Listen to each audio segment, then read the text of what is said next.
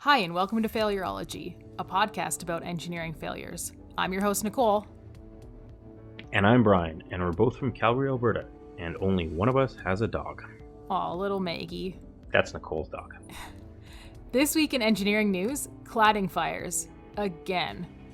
Similar to the Grenfell Tower fire that we covered in episode 4, these are unfortunately much more common than I had thought. Fire destroyed a high-rise in Dalian, China on August 27th. That fire started on the 19th floor around 4 o'clock in the afternoon and quickly spread upward, burning for 7 hours. There are 419 units in the building, and luckily there were no deaths or injuries reported. One of the signs that the fires are related to the cladding is that large sections of burning cladding fall off the building, which was witnessed in this fire. And then 2 days later, on August 29th, fire destroyed a 20-story tower in Milan, Italy. This one had quite a bit more information, and NFPA actually wrote a journal article that we'll link to in the website, which is at failurology.ca. NFPA being the National Fire Protection Association, which I have talked about on several episodes before. I kind of have a love for them. They make really cool codes. A burning desire, if you will. Yes. Good one. So the fire consumed the entire outside of the building in just over 3 minutes. I read that 2 or 3 times because that sounds really fast, and I promise you that's what the article said, which is crazy. There were no death or injuries reported, and there were about 70 units in the building. Luckily, this fire, as well as the one in China, happened during the middle of the day, and there also was no shelter-in-place order at the time, which is what I think to be the biggest 2 detriments to the Grenfell Tower fire. The fire broke out just before 1 a.m. and all of the residents were told to stay in their units, which I think had it been during the day and everyone was told to evacuate, I think there would have been almost no deaths or none at all, which would have been way better. The Milan Tower was built over 10 years ago. And interestingly, the frequency of cladding fires in large buildings has increased by 7 times in the last 3 decades. There have been 59 cladding fires between 1990 and 2018, with 36 of those occurring after 2010. I also found a quote from Bridget Messerschmidt. She's the director of applied research at NFPA, and she says, quote, "It is important to recognize that there is an opportunity to learn from failures and even successes and develop strategies based on real-world fire incidents. The education of stakeholders, growth from previous failures, and quantification of this global issue demand much more data than are currently available today," which I just thought was really interesting, how she talks about learning what we know from all of the fires, the cladding fires that have happened to date, and using those to help correct buildings going forward, either new construction or repairing some existing buildings. One thing I learned while researching the Grenfell Tower fire is there are hundreds of combustible cladded buildings in the UK, and it's also really common in other places in Europe, such as Italy, as well as the United Arab Emirates has had a few cladding fires. Australia's had a few cladding fires. I would say it's probably common anywhere that the National Fire Protection Association isn't widely adopted, and I say that because they have a pretty extensive code section dedicated to cladding or building envelope, and they have a pretty detailed requirement for how cladding testing needs to be completed to test the assembly and what's required to do that. And to my knowledge, all jurisdictions in Canada and the United States have adopted NFPA and are required to follow it, which is why we don't see these types of fires here, at least to my knowledge. So is that uptake on NFPA cladding specifications? Is that something that is happening more and more in countries that are starting to see more development or more high-rise development, or is that something that you think will just kind of be adopted in developed nations and it won't really progress beyond developed nations?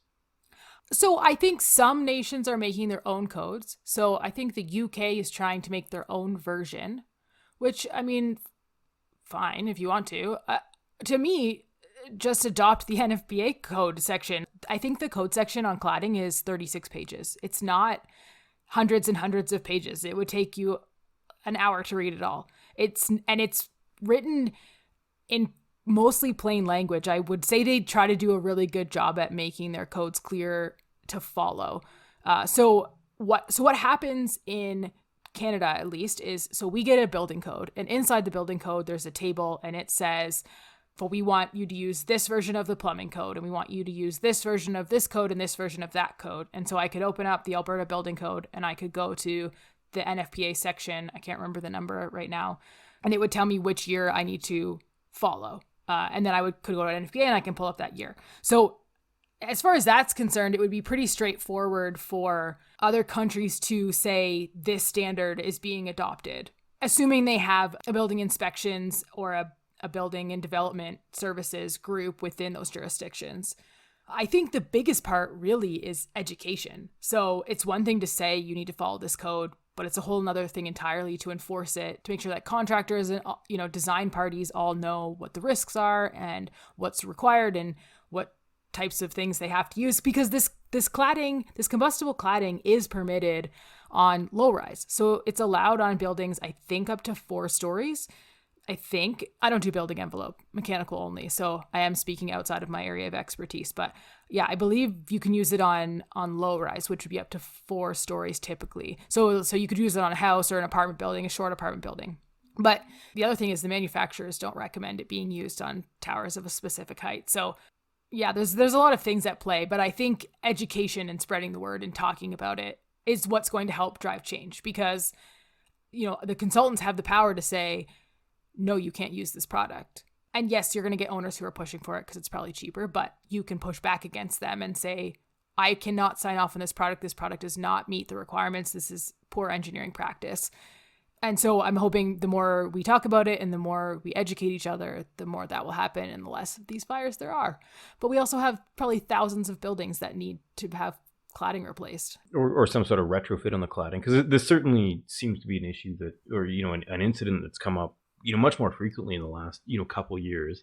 But yeah, there'll be a substantial cost, I guess, on the retrofit of existing buildings that have this type of cladding on them. So it'll be interesting to see if cladding fires continue to happen in various nations around the world that don't have NFPA code, or if various nations that were having cladding fires start to adopt NFPA codes or similar codes, or develop their own code to mitigate or minimize the possibility of cladding fires, which impact a substantial amount of people if we're talking about 15, 20, 30-story high-rise towers. Yeah, so I think it's really important to change the cladding if it's already been installed on the building and it's combustible.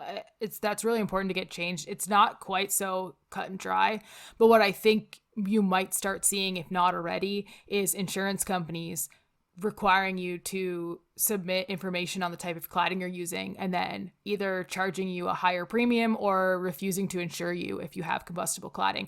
That's probably the way we're going to see change.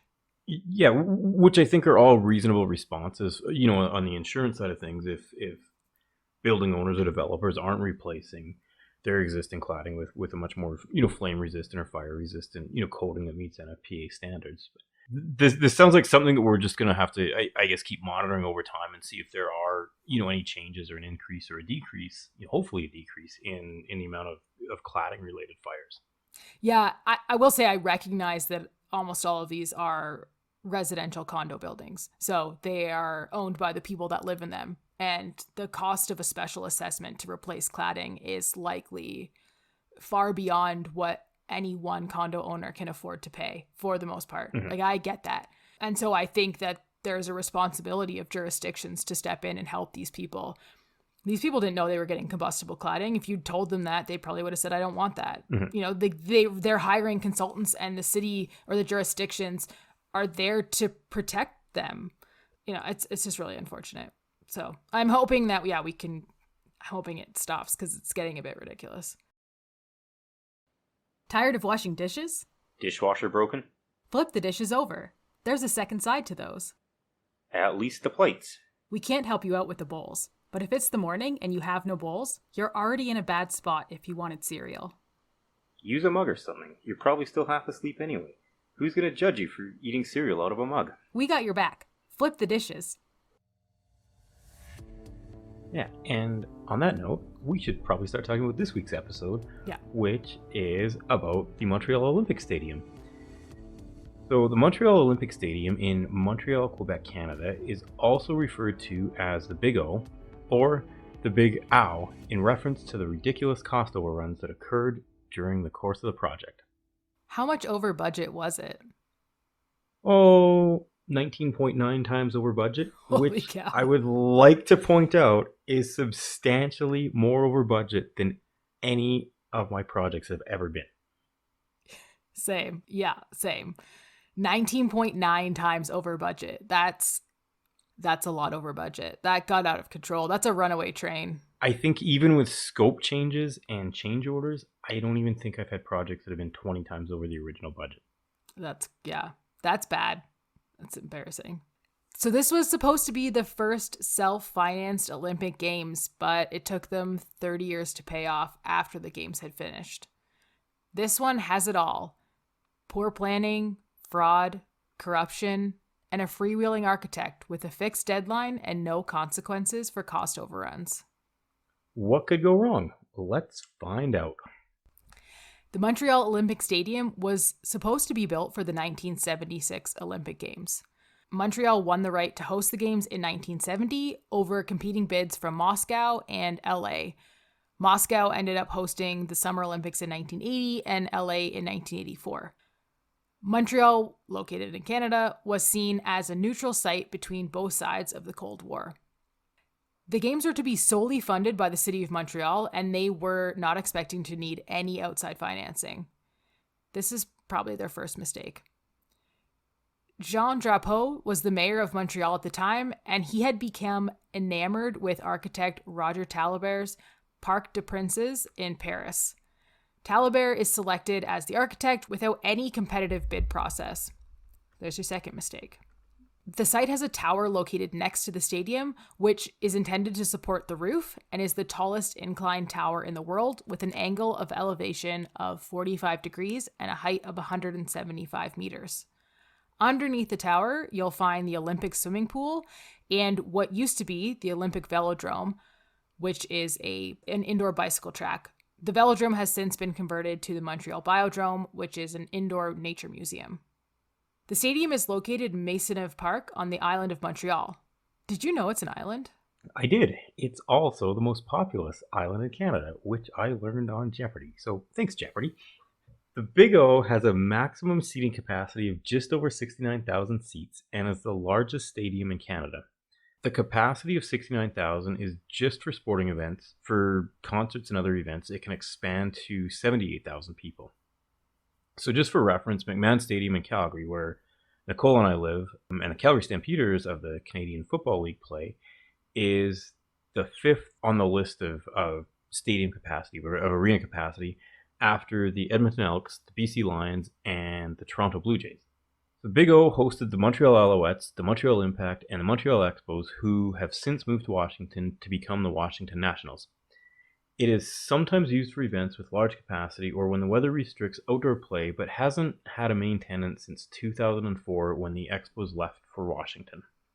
So the Velodrome that Nicole talked about before is a steeply banked oval indoor cycling facility that's used for indoor bike racing, and Montreal had committed to hosting the World Cycling Championships in 1974 and needed a suitable velodrome facility to host this, so they came up with the velodrome that was going to be attached to the Olympic Stadium.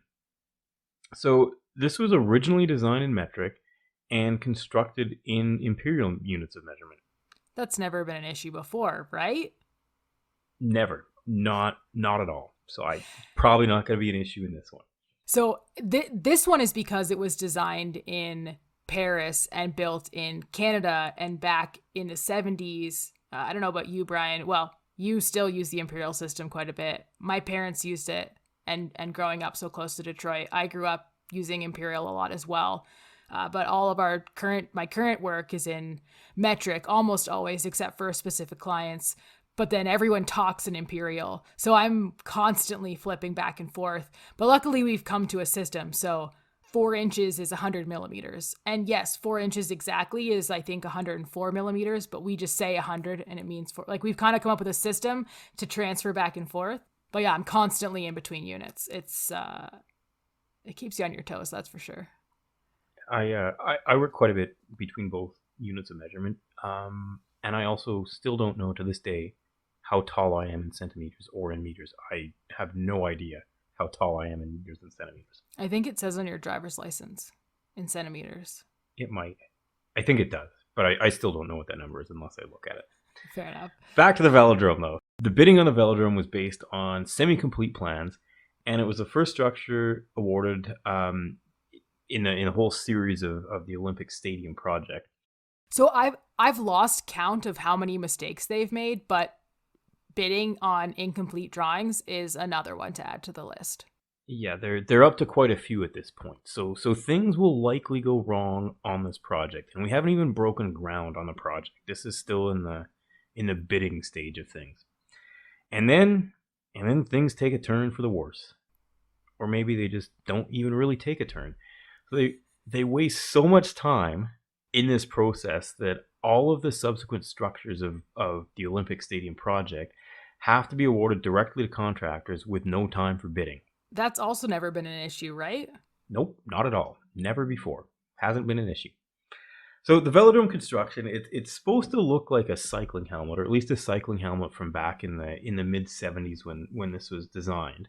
So it's got a very unique design to it that ultimately would prove to be very costly and incredibly difficult to engineer. And the reason it was so difficult to engineer was that the beams that they were going to use, the concrete beams, were fairly horizontal. They weren't vertical, they were more horizontal. So they had a substantial horizontal thrust load. They were arches, right? To make the ribs in the helmet.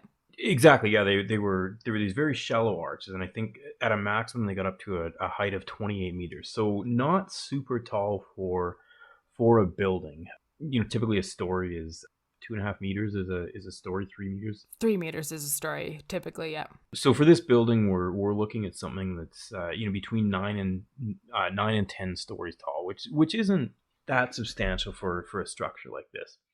One of the arches is placed on incredibly rocky subsoil, and the subsoil is not strong enough to support the arch. So to mitigate any horizontal movement of the arch, they decided to drive some tendons into the ground and grout, which has a huge impact on the project budget and the project schedule, with the foundations costing almost 60% of the total project budget.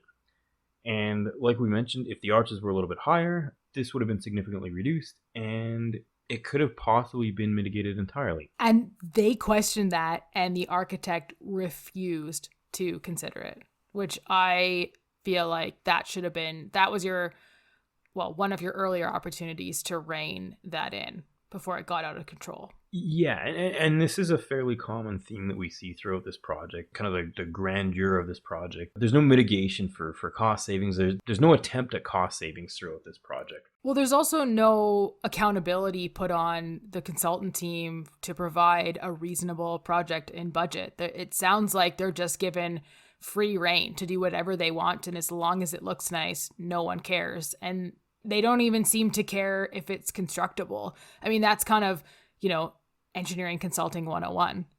You can make it as pretty as you want. If they can't build it, it doesn't matter because it's never going to get built, which is kind of what happened here. And I think part of that, the grandeur of the Olympics, I think plays into that too, where it's a fixed date event. The building has to be constructed, or at least in a usable state, by the start of the Olympics, and the entire world is going to see this facility and the city. So I feel a lot of people in Olympic building design go for broke, right? They're trying to make a really cool looking building that the entire world will appreciate. And unfortunately, Talibert and his construction team, they miss the opening of the World Cycling Championship. The entire reason, or one of the reasons the Velodrome was going to be constructed, was to have the championship, and they don't even get the building built on time. So instead, they put together a temporary facility at the university. So we're at 1974 for the World Cycling Championship. The Olympics are 2 years away, and they haven't built the Velodrome yet. So they decide they're gonna hurry this along and get things built. The Olympics are an impending deadline, so they switch over to cost plus arrangements due to the tight schedule of this. So overtime is fine. Have to get it done on time, and overtime and labor strikes take up almost 100% of the original budget. And the Velodrome comes in at 6 times the original budget. Now, I do want to say, for those that don't work in the construction industry, so cost plus would mean that, let's say, to put something in, to install a piece of equipment, to buy that equipment and install it would cost the contractor $10,000. So they'll say, okay, we're going to charge you $10,000 and then we're going to add on. Usually there's a fixed percentage. So it's 5% or 10% or whatever it's agreed upon. So they charge you their cost plus their markup. It's great for contractors since they have a guaranteed profit on what they do. It's generally not great for project management and the overall project budget. There's some opportunities in there that people sometimes take advantage of. I do want to point out 6 times the original budget, but in their defense, the budget was likely incorrect because the budget was based on incomplete drawings because they tendered an incomplete set. So the building was likely never going to cost what they budgeted it to cost because they didn't have all the details to price it properly, which, I mean, unfortunately happens. So 6 times the original budget, but I don't think the original budget was all that accurate. So it's just a food for thought. So it's probably not an unreasonable cost overrun here. I would say they were 2 to 3 times the original budget, probably, would be my guess. Or 2 to 3 times the original budget if they had a complete set of drawings Correct. to bid on it. And maybe some more geotech information as well. Because I feel back in the mid-70s, we probably weren't as good at geotech analysis as what we are now. Yeah, and that's definitely something that I came across in researching was kind of calling out the geotech details and information, and they were not clear enough. Also, where's the project manager? The architect does not run the job. I mean, they do from the consultant side, but where's the city project manager saying, hold up, this isn't working, we need to change something? It just seems so silly. I mean, sitting around for a couple of years probably didn't help them out either. No, it definitely wasted some time. On to the stadium. The mayor of Montreal wanted to build a covered stadium with hopes of bringing a Major League Baseball team back to Montreal. A lot of the stadiums we have in Canada are outside. Obviously not hockey, although we call those arenas, but most of the football stadiums are. So try watching a football game in minus 20 degrees Celsius. It's not a great time. Beer helps though. I can confirm both of those things. They used the same architect as they did for the Velodrome, Roger Talabert, and they hired him without contest again. The mayor had been enamored with a previous project he completed in Paris. We had mentioned this before. That project was the Parc des Princes. That project was 300% over budget. So there was clearly a pattern here. And the intent was to build a stadium with a retractable roof using cables suspended from this tower. Now, because of the issues they had on the Velodrome, because of the inability to get things properly tendered, either due to incomplete drawing packages or lack of time, because we're running out of time right now, they just awarded the stadium to the same contractor that they gave the Velodrome to, which is another mistake for a couple reasons. One, you didn't properly tender it. Yes, there were limitations and maybe you couldn't. Fine. 2, you already know this contractor has issues because of the Velodrome. You've already been down that road. And maybe it's a case of the devil you know versus the devil you don't, but you already know this contractor has not been overly successful on your project. And the third reason why this is a bad idea is because every contractor has a limit to how much work they can take on. And I don't know this specific contractor and what their capacity would be, but the Velodrome is a pretty big project and the stadium is an even bigger project. And could this firm actually handle 2 really, really huge projects on a really, really tight deadline and complete them successfully? I mean, chances are no. And they didn't also. So just lots of bad decisions. Olympic Stadium was designed to be an elliptical dome with a retractable fabric roof. The dome was designed to use precast complex ribs, which Talabert loved in his designs, with each pair of ribs being a different size. So this results in alignment and post-tensioning complications.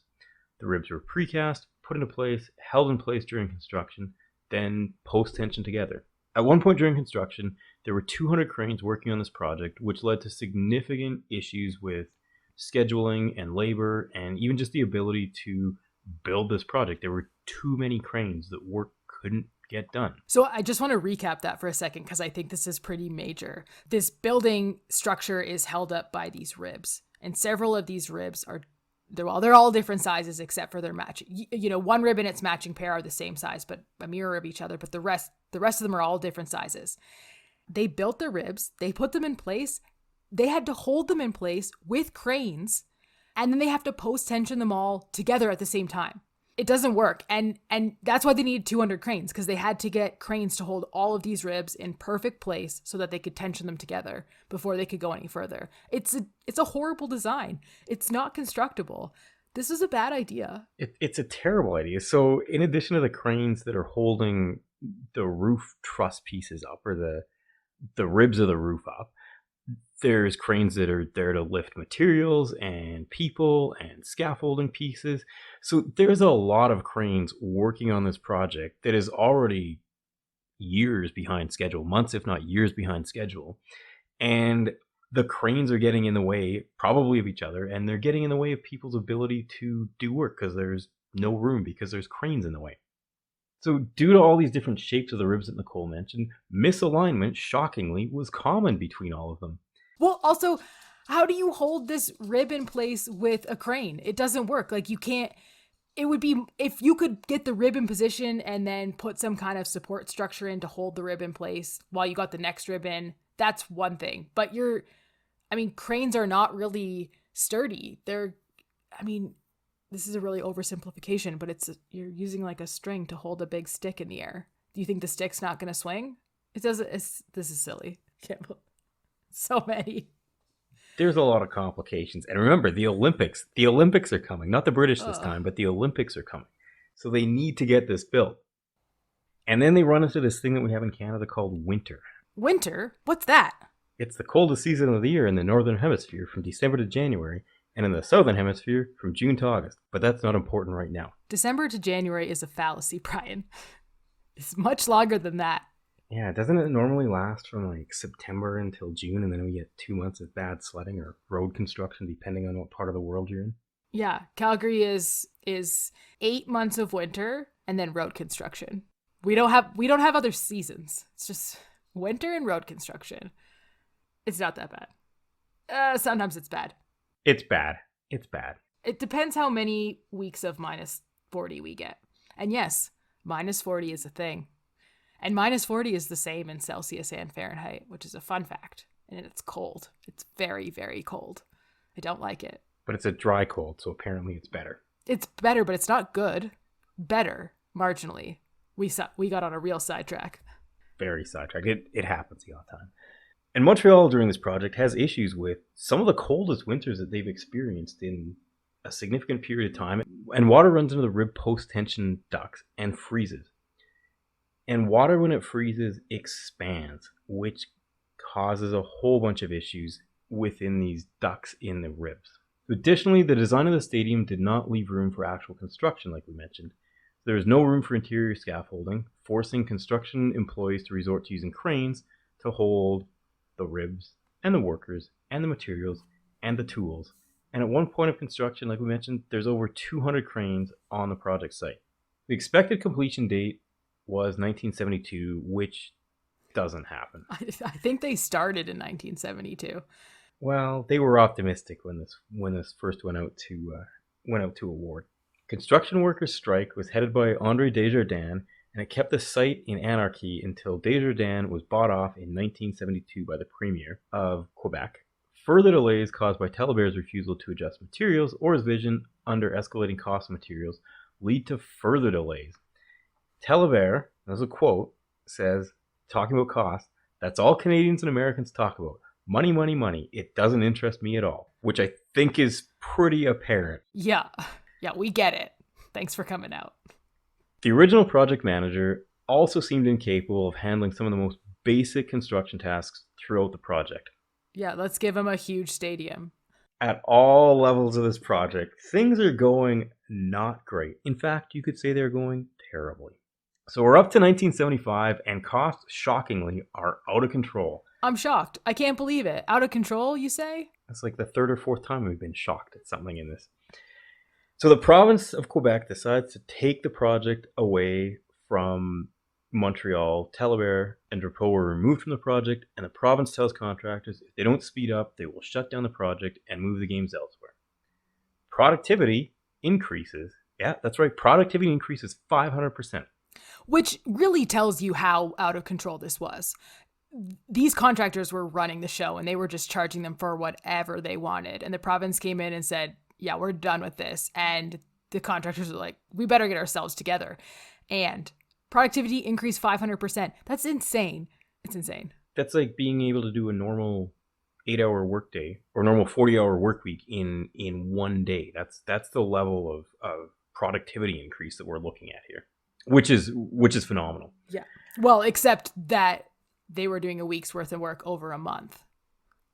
And then now they're doing a week's worth of work in a week. They didn't increase productivity beyond standard. They just brought it back up to like a satisfactory level. And unfortunately, that still isn't enough to finish the Olympic Stadium for the 1976 Olympics. When the Olympics are happening, there's still construction-related activities that are going on in the stadium. It doesn't have a roof on it. There's still various things that need to be configured and hooked up, and it's barely functional for the 1976 Olympics. Yeah, so let's talk about post-Olympics. So the roof materials sat in a warehouse in Marseille until 1982. The tower and the roof were not complete until 1987. So that's 11 years after the Olympics. The Kevlar roof retraction, which was designed and built by Lavalin, was completed in 1988, but could not be used in winds above 40 kilometers per hour. And in all, it only opened and closed 88 times. Construction resumed after the Olympics, and a multi-story observatory was added, which is accessible via an inclined elevator, and that opened in 1987. And actually, this is kind of cool. The elevator travels up the outside of the tower.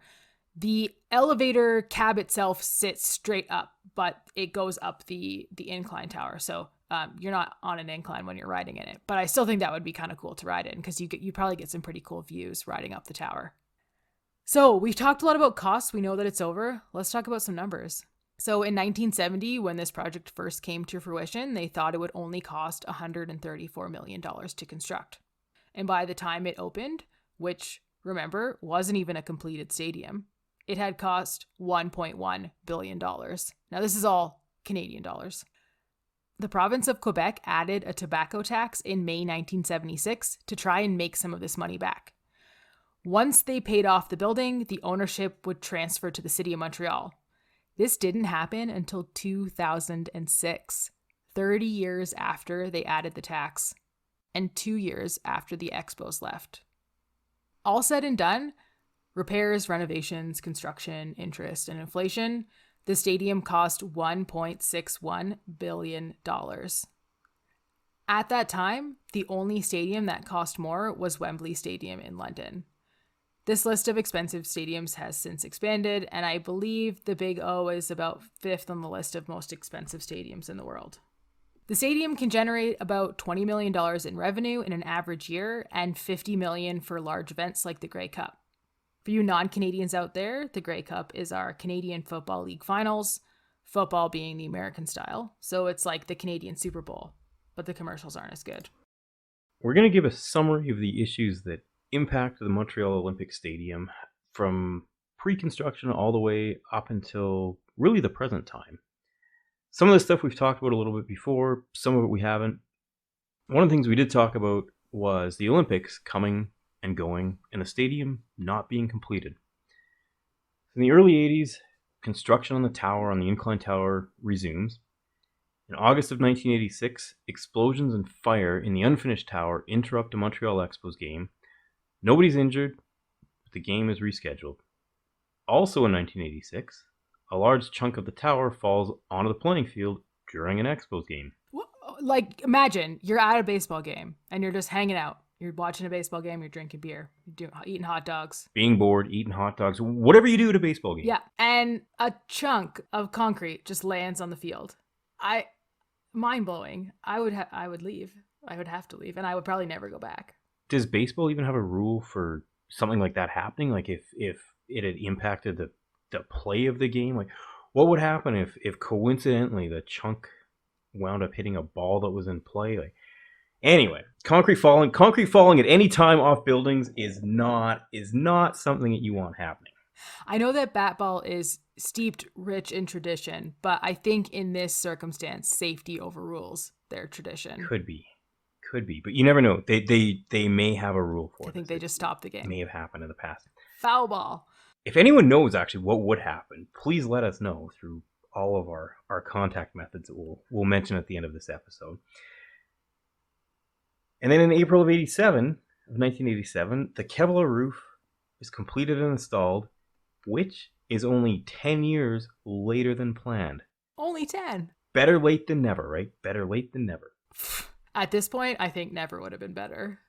Wait, you just wait. We're just getting started here. This roof has lots of problems. There's a lot of things that I still have to mention. Yeah, so we do these failures and they just keep going and going, and you're like, how can there be more failures?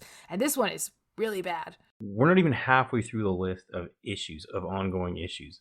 No, we're just getting started. June of 1989. The roof lining rips during a tractor pull event, forcing the evacuation of about 8,000 people. Yes, tractor pulls are things we do in Canada. 8,000 people who attend a tractor pull event is a lot more people than what I thought would attend a tractor pull event. Okay, how do they get the tractors into downtown Montreal? Do you think they drive them? Because in Alberta, they just drive them down the road. Do you think they do that in Montreal? Probably not. They probably have to put them on trailers. No, I think they probably trailer them in there. June of 1991, the roof tears during a windstorm, leaving a gaping hole of 30 meters by 15 meters. In 1991, to make the stadium more appealing to baseball, 12,000 seats are removed and home plate is moved closer to the stands. In September of 1991, a 55-ton beam crashes to the ground, closing the stadium for 94 days. No one's hurt, but the Expos have to move their final 13 home games of the season elsewhere. 1992 Expo season is at risk until the stadium is certified safe, which eventually happens, but it took longer than it normally would because the roof was badly ripped in a June windstorm. And I think this is a good decision. They decide to keep the roof closed during the entirety of that season. In August of 1992, a riot erupts at a Guns N' Roses concert when lead singer Axl Rose ends the concert after just 55 minutes.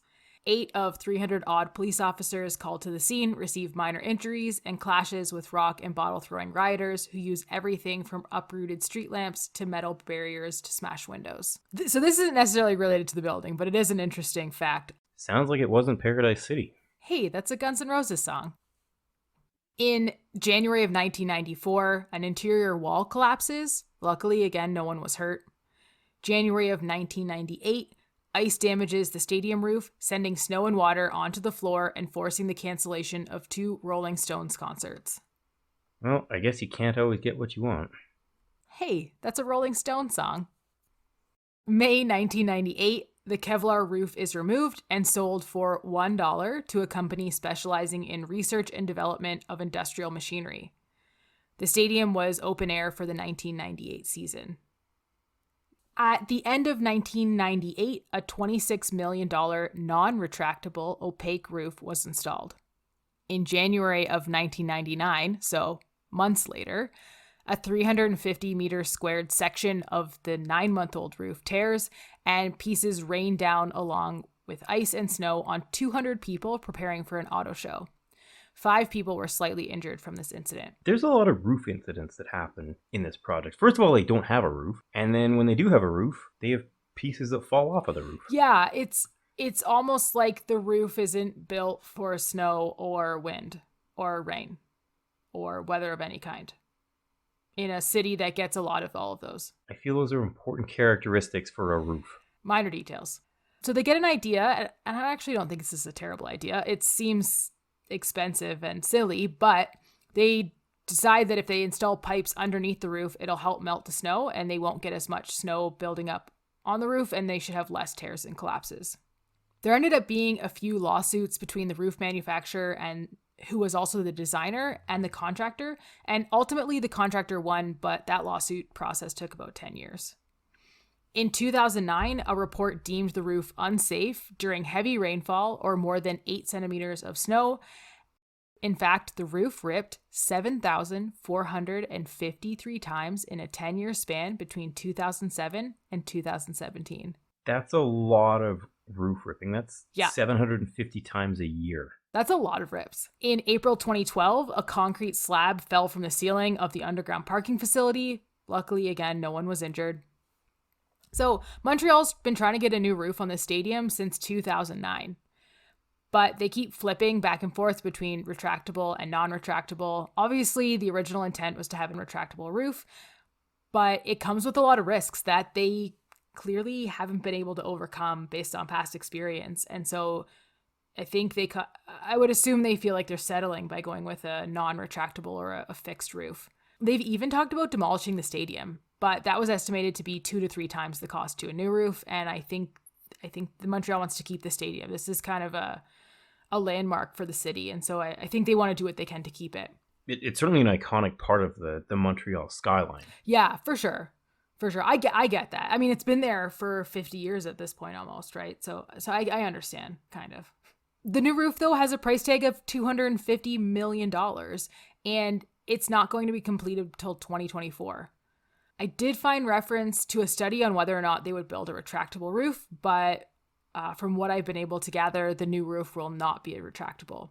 One of the biggest challenges is that they're not allowed to impact the aesthetic of the building because of Talabert's vision and the original design, which I think is silly for 2 reasons. One is that you're still allowing the architect who designed this unconstructible building 40 years ago, he's still controlling the design of it. And 2, I think time has demonstrated that the aesthetic isn't functional. It doesn't work. You can't put a roof on here that's functional, and perhaps there's a way to modify the aesthetic slightly, keep the same intent, but get a functional roof that works. I don't know, maybe I'm asking too much, maybe I'm being ridiculous, but I think to me, I would change the aesthetic at least a little bit to get something that works. This doesn't work. How many more roofs do you want to put on here? Yeah, and it's one of the issues, and the roof, it's a really cool looking roof on the building. All the cables that would control the retracting of the roof were hung from the inclined tower, so it was a really neat concept. It's just really, really hard to execute well.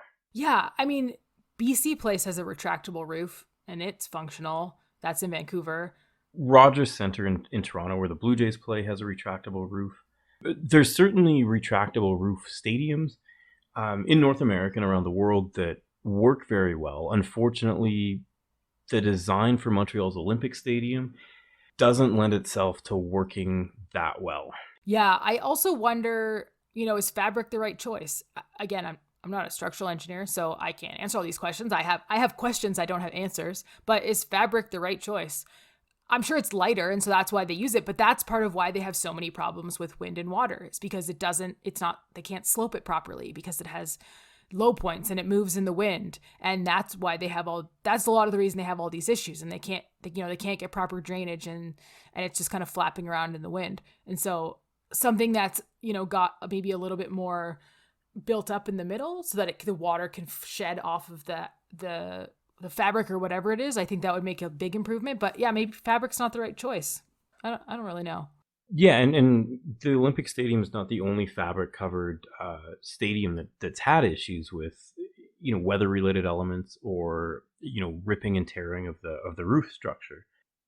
So yeah, maybe fabric wasn't the right choice for this, and a more permanent solution with steel or a more modern material would have been the better choice. But I also feel that Talabert really liked the design, and there was no pushing him off of the design that he'd chosen and the vision that he'd chosen for Montreal Olympic Stadium.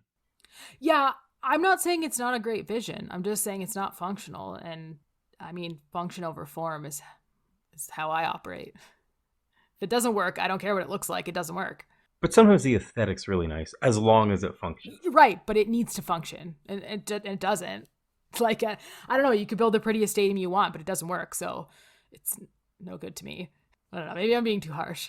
I'm sure that we'll talk about the form versus function on future episodes of Failurology. So, there you have it, the Montreal Olympic Stadium, the first self-financed Olympic Games that were paid off 30 years after the Games finished.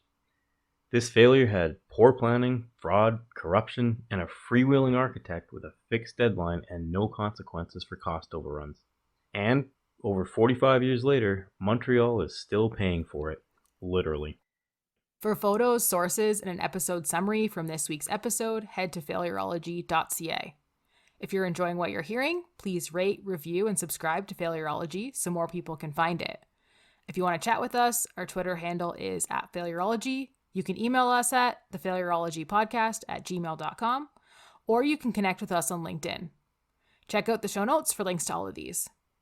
Thanks everyone for listening, and tune into the next episode where we'll take a deep look into the Arecibo telescope. Bye everyone. Talk soon.